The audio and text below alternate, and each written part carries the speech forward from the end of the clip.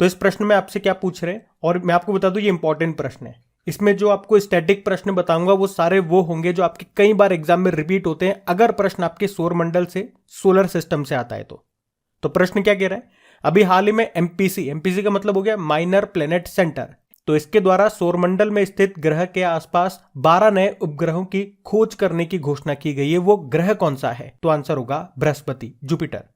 अभी तक आप लोग जानते होंगे, आप लोगों ने पढ़ा होगा, सबसे ज्यादा उपग्रह शनि के होते हैं यानी कि सैटर्न के, पर अब बृहस्पति जिसे इंग्लिश में बोलते हैं जुपिटर, इसके हो गए हैं सबसे ज्यादा। देखो सौरमंडल सोलर सिस्टम की बात करेंगे तो उसमें जुपिटर यानी कि जो बृहस्पति है वो आकार में भी सबसे बड़ा ग्रह है, और अभी इसी के 12 नए उपग्रह खोजे गए हैं। तो अब इसके टोटल कितने उपग्रह हो गए? तो आंसर होगा 92 हो गए। और जो सैटर्न यानी कि शनि है वो दूसरे स्थान पे आ गया 83 उपग्रहों के साथ में। तो ये आपको याद रखना है।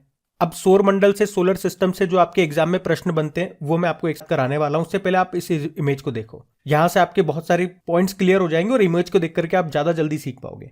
आप देख रहे हो सूर्य के सबसे नजदीक में कौन सा ग्रह है? मरकरी, जिसे आप बुध कहते हो। उसके बाद आता है वीनस। अच्छा, वैसे मरकरी से भी, बुध ग्रह से भी एक प्रश्न बनता है, वो मैं अभी आपको आगे बताऊंगा। वीनस की पहले बात करते हैं। वीनस जैसे आप हिंदी में शुक्र ग्रह कहते हो, ये याद रखना सबसे गर्म ग्रह है। अब आप पूछोगे कि सबसे नजदीक में तो बुध ग्रह है, तो सबसे गर्म तो उसको होना चाहिए, लेकिन क्या है, इसके सूरज के सबसे करीब होने के कारण उसका जो वायुमंडल है वही नष्ट हो गया। जबकि शुक्र का जो वायुमंडल है वो मुख्य रूप से कार्बन डाइऑक्साइड से भरा हुआ है, जो कि एक तरफा रास्ते का काम करता है। एक तरफा रास्ते से क्या मतलब हो गया कि सूरज की गर्मी तो इसमें प्रवेश कर जाती है लेकिन निकलती नहीं है। तो इस तरह से आप देखोगे ये एक भट्टी का रूप ले लेता है। अगर अभी आप सुबह वीडियो देख रहे हो तो अपनी छत पे जाना और पूरब दिशा की ओर देखना, एक चमकदार तारा आपको दिखेगा, वो शुक्र ही है, और ये सूर्यास्त के समय पश्चिम में आपको नजर आएगा। और एक और प्रश्न पूछा जाता है कि इवनिंग स्टार, मॉर्निंग स्टार किसे कहते हैं? सांझ का तारा, भोर का तारा, तो शुक्र को ही कहते हैं। यही कारण है, मैंने कहा ना मॉर्निंग में भी नजर आएगा और इवनिंग में भी नजर आएगा, इवनिंग स्टार, मॉर्निंग स्टार,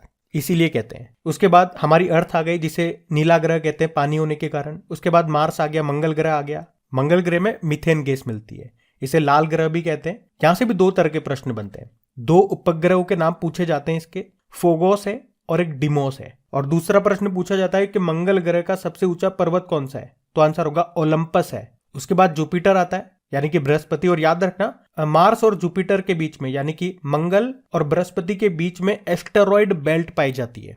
उसके बाद आता है सैटर्न यानी कि शनि। कई बार प्रश्न पूछा जाता है कि वो कौन सा प्लेनेट है जिसे रिंग प्लेनेट भी कहते हैं, तो आंसर होगा शनि को।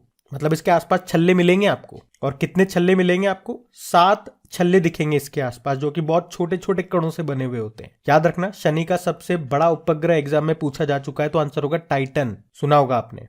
अच्छा, एक प्रश्न एग्जाम पूछा गया था एक बार कि कौन सा ग्रह पूर्व से पश्चिम की ओर घूमता है? तो याद रखना ऐसे 2 ग्रह हैं, शुक्र और अरुण यानी कि वीनस और यूरेनस। बाकी सारे पश्चिम से पूर्व की ओर घूमते, तभी तो आप देखते हो आपका जो सूर्य है वो पूरब से उगता है और पश्चिम में अस्त होता है, यही कारण है। एक प्रश्न ये पूछा जा चुका है कि सौरमंडल की खोज किसने की थी?